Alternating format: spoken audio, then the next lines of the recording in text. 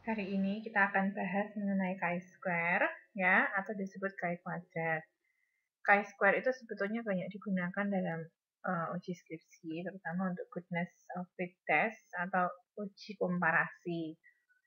Nah, dalam chi-square jelas itu dilihat perbandingannya antara frekuensi observasi itu ya berarti yang benar-benar terjadi, yang benar-benar diamati dalam pengambilan data, dan frekuensi harapan. Nah, kalau frekuensi harapan atau ekspektasi itu bisa dihitung. Kita hari ini akan membahas uji chi-square dari dua sisi, yaitu goodness of fit dan uji kebebasan.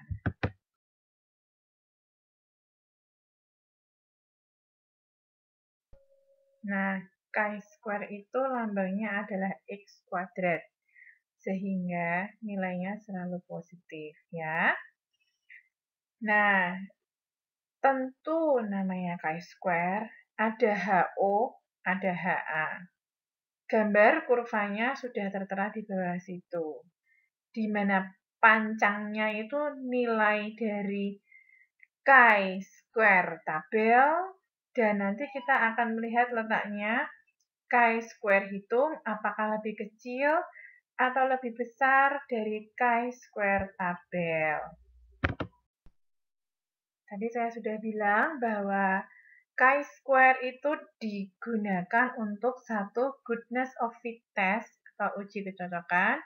Yang kedua adalah uji kebebasan, ya. Nanti perlakuan antara kecocokan dan kebebasan pasti berbeda, tapi untuk uji kebebasan dan beberapa proporsi itu adalah sama. Nah, namanya goodness of fit, artinya uji kecocokan. Jelas namanya uji kecocokan berarti untuk menguji apakah suatu kejadian real itu sesuai dengan ekspektasinya atau enggak, ya. HO dan HA, HA dalam hal ini diganti, bukan HA lagi tapi H1, ada kriterianya tersendiri. Kalau HO-nya itu jelas bahwa setiap kategori itu memenuhi suatu nilai atau perbandingan, ya. H1-nya menjadi tidak setiap kategori atau ada kategori yang tidak memenuhi nilai atau perbandingan tersebut. Contohnya ada di bawah. Kalau ada mesin pencampur adonan es krim, harusnya dia kalau bekerja, itu dia akan menghasilkan suatu produk yang perbandingan antara coklat, gula, susu, dan krim itu 5:2:2:1. Tapi harus dites. Masa benar perbandingannya benar-benar segitu? Atau ternyata tidak selalu benar seperti itu? Diujinya pakai goodness of fit test, sehingga HO dan H1-nya bisa dijabarkan dalam kata-kata. Kalau HO, perbandingan antara coklat, susu, gula, krim, itu 5:2:2:1. H1 jelas namanya. Perbandingan antara coklat, gula, susu, dan krim belum tentu 5:2:2:1. Nah, sehingga dalam rumusnya goodness of fit test, X kuadratnya itu nanti rumusnya akan berbeda dengan uji yang satunya lagi. Nanti kita akan bahas, oke? Nah, untuk goodness of fit test, ya, X kuadratnya itu rumusnya adalah OI itu adalah frekuensi observasi, yaitu frekuensi yang benar-benar terjadi, suatu nilai pengamatan yang benar-benar terjadi, dikurangi EI adalah ekspektasinya, ya, standarnya, dikuadratkan dulu baru dibagi dengan frekuensi ekspektasi atau nilai ekspektasinya. Dan kita bisa mencari X kuadrat atau chi kuadrat tabel dengan cara satu, pasti butuh tingkat signifikansi. Saya sudah lampirkan tabelnya ya. Dan yang kedua kita harus cari DF alias degree of freedom atau derajat kebebasan. Derajat kebebasan itu berarti K-1. K itu apa? Berarti banyaknya kategori dikurangi 1. Kalau kategorinya ada tadi 5:2:2:1 berarti ada 4 kategori. Ya. Kategori pertama 5, kategori kedua 2, kategori ketiga 2, kategori keempat 1. Nah, berarti karena ada 4 kategori, derajat bebasnya berarti K-1 atau 4 minus 1 sama dengan 3. Jadi nanti dilihat, dikasih taraf signifikansi berapa, kemudian degree of freedom-nya berapa, baru nanti ketemu nilai K kuadrat tabelnya. Nah, di sini saya juga sudah kasih langkah-langkah untuk mencari K kuadrat tabel, sama seperti yang tadi saya bicarakan. Pertama, harus tahu taraf signifikansi. Kedua, cari degree of freedom. Jangan lupa ya, DF sama dengan K minus 1. K-nya itu adalah jumlah kategorinya. Nah, K² itu lambangnya adalah X kuadrat. Sehingga nilainya selalu positif ya. Nah, tentu namanya K², ada HO, ada HA. Gambar kurvanya sudah tertera di bawah situ. Di mana pancangnya itu nilai dari K² tabel, dan nanti kita akan melihat letaknya K² hitung apakah lebih kecil atau lebih besar dari K² tabel.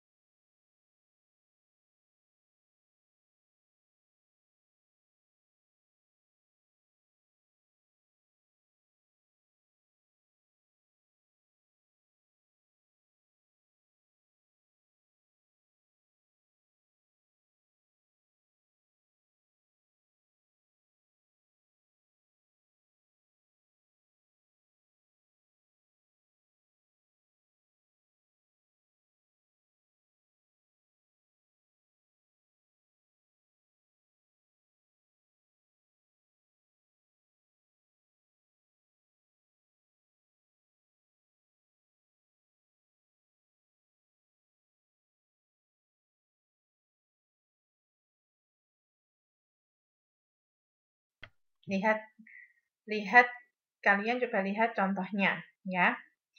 Kalau ada mesin pencampur adonan es krim, harusnya standarnya dia menghasilkan suatu produk yang perbandingan antara coklat, gula, susu, dan krim. Jadi ada 4 kategori ya, kategori coklat, gula, susu, dan krim ya. Itu harusnya perbandingannya 5 banding 2 banding 2 banding 1. Oke. Jika 500 kg adonan yang dihasilkan diketahui mengandung 275 coklat, 95 kg gula, 70 kg susu, dan 60 kg krim, apakah mesin itu bekerja sesuai dengan perbandingan yang telah ditentukan? Dan taraf nyatanya 1%. Berarti sudah ketahuan ekspektasinya harusnya 5 banding 2 banding 2 banding 1. Perbandingannya itu. Nanti kita akan belajar menghitung ekspektasinya. Tapi realnya ternyata 275 kg coklat, 95 kg gula, 70 kg susu, dan 60 kg krim. Itu yang observasi alias realnya. Yuk, mari kita ke slide selanjutnya untuk belajar menghitung nilai ekspektasinya. Nah, kita bisa menuliskan hipotesisnya dalam kata-kata. Jadi, seperti ada di slide sebelumnya, H0-nya menjadi apa? Perbandingannya memang sudah betul dengan aslinya, ya.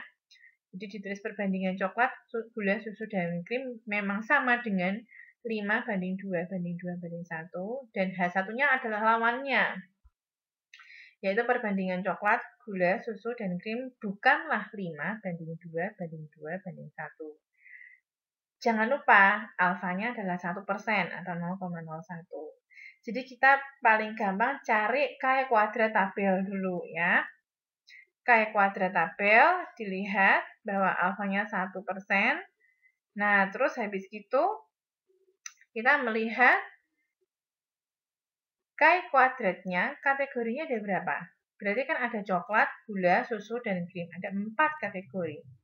kita dari situ bisa mencari degree of freedom-nya atau DB, derajat kebebasannya.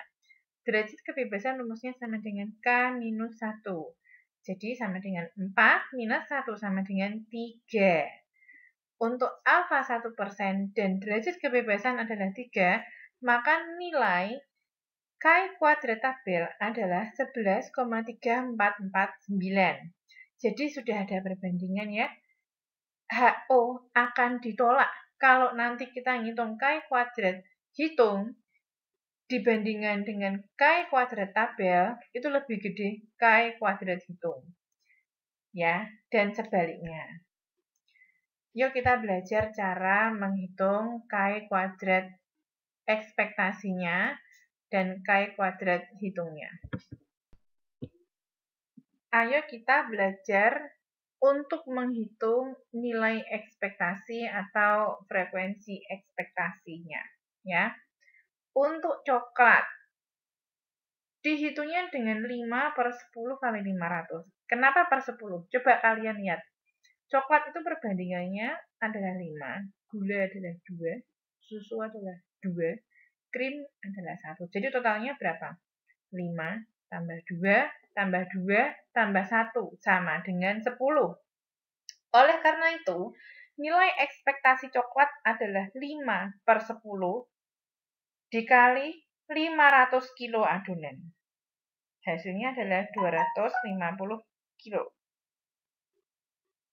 Untuk gula, menghitung nilai ekspektasinya adalah 2 per 10 dikali 500 kilo adonan. 2-nya diperoleh dari lihat perbandingan gula adalah 2. Total perbandingannya 5 tambah 2 tambah 2 tambah 1. Itu sama dengan 10. Jadi 2 per 10 ya.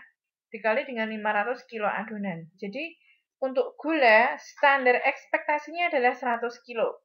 Untuk coklat, nilai ekspektasi atau standar ekspektasinya adalah 250. Susu penghitungannya juga demikian dan krim juga demikian. Jadi dari situ kita bisa menghitung nilai ekspektasinya. Nah, sudah diketahui dari data di atas tadi ya, di slide sebelumnya sudah diketahui nilai ekspektasi sudah tahu, nilai realnya dari observasi pengamatan juga sudah tahu. Jadi kita bisa bikin tabel. Jangan lupa, OI adalah nilai observasinya. Oke, nilai aslinya, realnya. Untuk coklat sekian, gula sekian, susu 70, krim 60. Didapat dari soal ya. EI sama dengan nilai ekspektasi. Itu yang baru saja kita hitung tadi. Oke. 250 untuk coklat, gula 100, susu 100, krimnya 50. Sehingga observasi dikurangi ekspektasi di kolom ke-4 dalam kurung OI minus EI itu bisa diketahui jumlahnya masing-masing. OI dan EI untuk coklat 275 dan 250 sehingga OI dikurangi EI untuk coklat adalah 275 dikurangi 250 sama dengan berapa? 25. Untuk gula, OI gula dikurangi EI gula sama dengan 95 dikurangi 100 sama dengan minus 5. Begitu seterusnya untuk susu dan krim. Nah, kemudian jangan lupa hasil tersebut harus dikuadratkan. Di kolom ke-5 dalam kurung OI minus EI kuadrat itu bisa diketahui hasilnya. 25 kuadrat berapa? 625. Minus 5 kuadrat adalah berapa? 25. Begitu juga untuk susu dan krim. Nah, kemudian untuk kolom terakhir, OI dikurangi EI kuadrat per EI.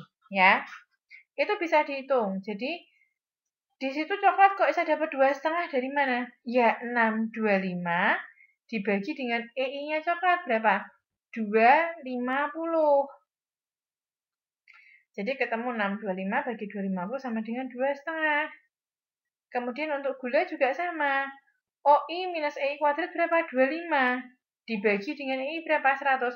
25 per 100 berapa? 0,25. Nah, begitu seterusnya untuk susu dan krim. Sehingga jumlah dari dalam kurung OI minus EI kuadrat per EI untuk masing-masing kategori ini ya, di total adalah 13,75. Ayo bandingkan dengan X tabel, K kuadrat tabel. K kuadrat tabelnya berapa? Ternyata 11,3449. Sehingga K kuadrat hitung lebih besar dari K kuadrat tabel. Kesimpulannya apa? Ya, HO-nya ditolak. H1-nya diterima. Karena apa? Ternyata terbukti dijabarkan dalam kalimat. Kalau gitu, perbandingan coklat, banding gula, banding susu, banding krim itu bukan 5 banding 2, banding 2, banding 1. Kalau tadi kita belajar goodness of fit, ya, untuk menguji apakah kejadian real itu sesuai dengan nilai ekspektasi apa enggak. Nah, kayak kuadrat juga bisa digunakan untuk uji yang satunya lagi, yaitu uji kebebasan dan beberapa proporsi. Namanya kebebasan itu nguji variabel-variabelnya saling bebas, apa tidak saling bebas, ya. Yang ngebedain apa? Penetapan HO sama H1-nya. Kalau tadi HO di goodness of it itu nilai real sama dengan nilai ekspektasi. H1-nya nilai real tidak sama dengan nilai ekspektasi. Dalam uji kebebasan, H0-nya itu ya variabel-variabel saling bebas. H1-nya variabel-variabel tidak saling bebas. Beberapa proporsi juga sama. H0-nya setiap proporsi nilainya sama. H1-nya ada proporsi yang bernilai tidak sama. Ya, jadi kriteria HO dan H1 untuk goodness of fit dan uji kebebasan itu beda-beda. Nah, chi-square itu lambangnya adalah X kuadrat, sehingga nilainya selalu positif, ya. Nah, tentu namanya chi-square, ada HO, ada HA. Gambar kurvanya sudah tertera di bawah situ, di mana pancangnya itu nilai dari chi-square tabel, dan nanti kita akan melihat letaknya chi-square hitung apakah lebih kecil atau lebih besar dari chi-square tabel.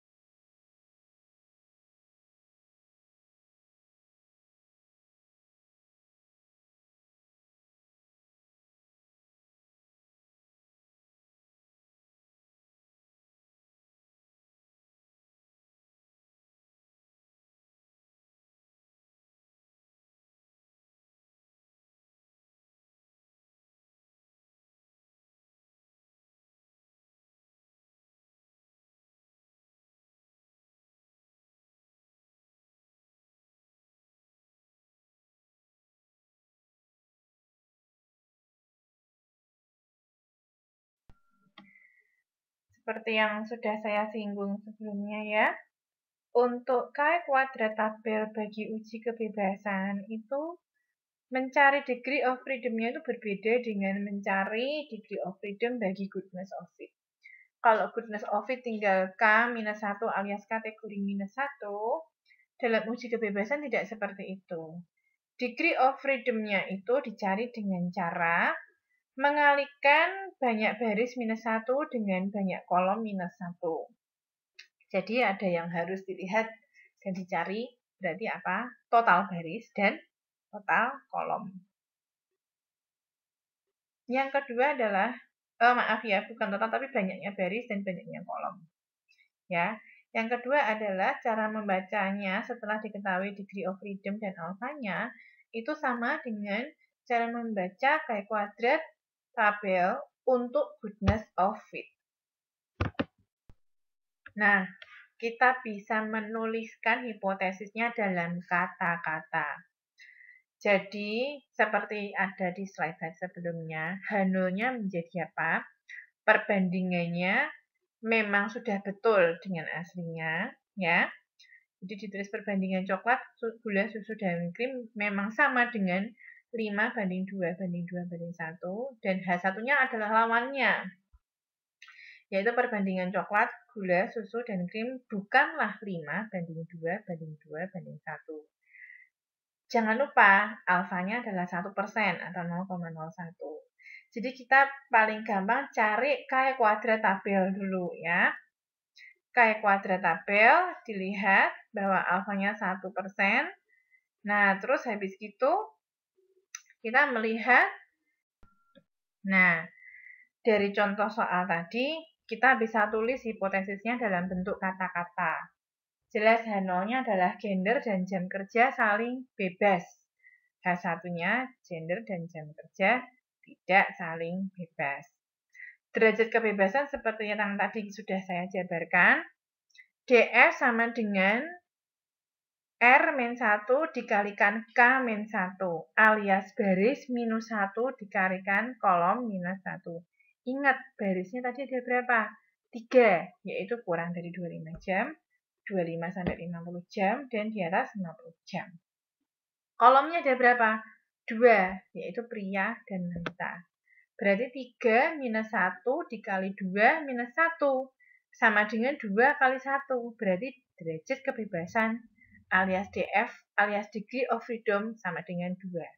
Alfanya berapa? 5%. Jadi kita bisa mencari nilai K kuadrat tabel untuk degree of freedom 2 dan alfa 0,05 alias 5%, nilainya adalah 5,991. Nah, jadi kita punya kriteria. HO bakal ditolak kalau K kuadrat hitung lebih gede dari K kuadrat tabel. Alias K kuadrat hitung lebih gede dari 5,99147. Itu komanya sekian angka di belakang komanya lebih panjang. Jadi kalau saya singkat ya 5,991 itu ya.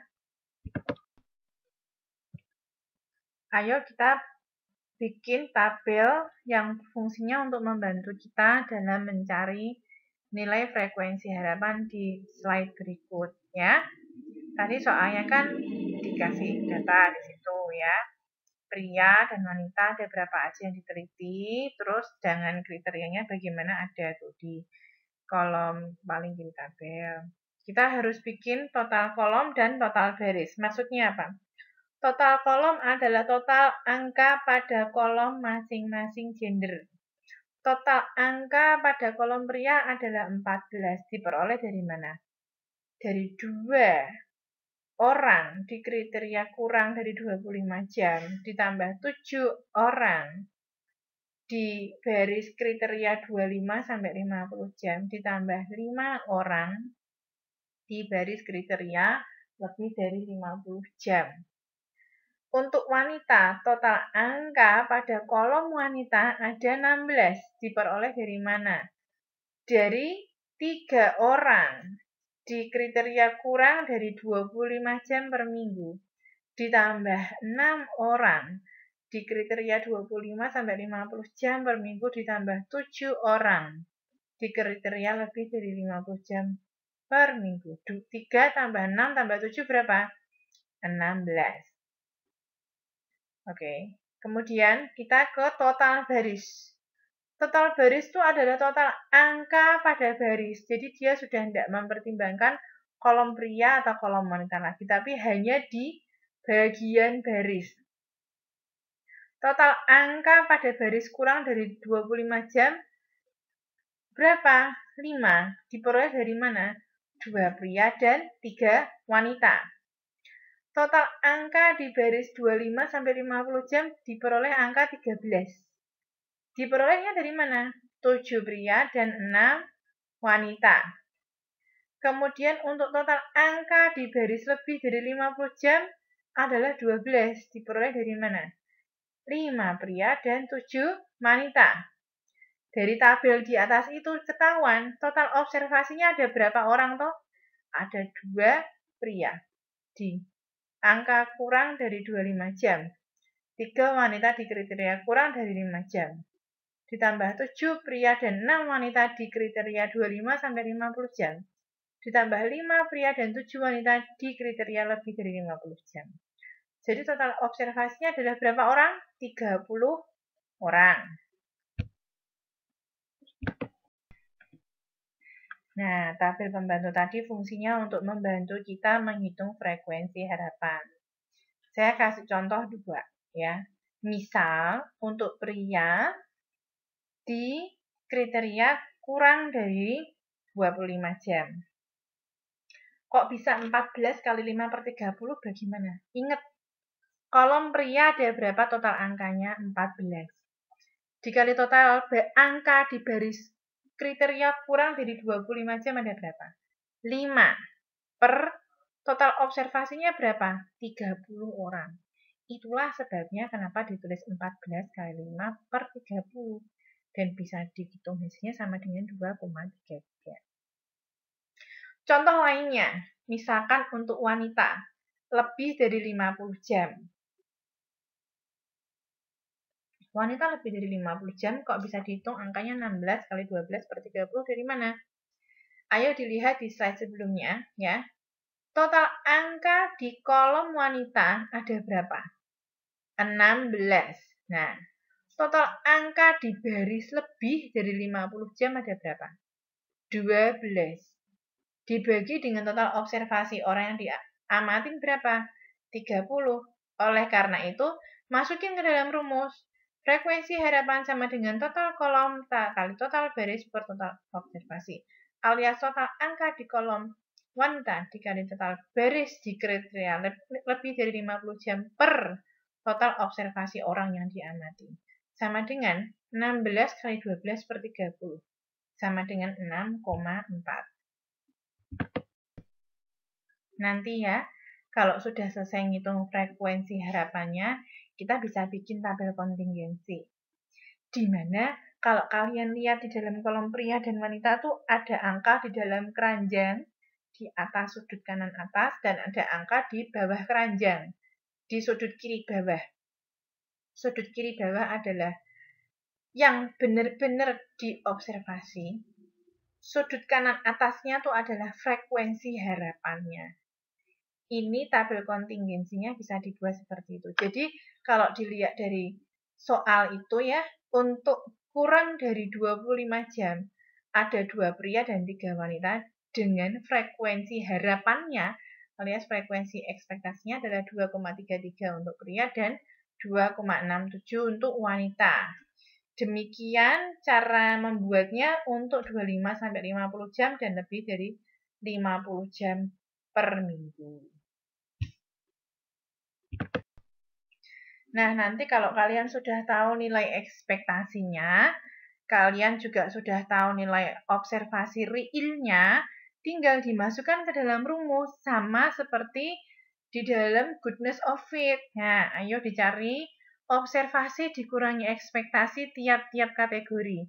Pria kurang dari 25, pria 25 sampai 50, pria lebih dari 50, wanita kurang dari 25, wanita 25 sampai 50, dan wanita lebih dari 50. Itu dijumlahkan. Saya sarankan kalian membuat tabel-tabel untuk membantu penghitungan biar nggak bingung. Setelah itu nanti di kolom-kolom terakhir di paling ujung kanan, kalian bisa melihat nilai Chi kuadrat hitungnya berapa, yaitu 0,4775, 755. Bandingin sama nilai Chi kuadrat tabel. Ternyata nilai Chi kuadrat tabelnya adalah 5,991, sehingga kalau dibandingkan nilai Chi kuadrat hitung itu lebih kecil dari Chi kuadrat tabel, sehingga masuk dalam daerah penerimaan H0, yaitu apa? Gender dan jam kerja itu saling bebas. Itu kesimpulannya hanya menyangkut ini bebas atau enggak, gitu loh. Masuk di daerah yang memang dia saling bebas atau saling terikat, bukan hubungan sebab akibat, ya.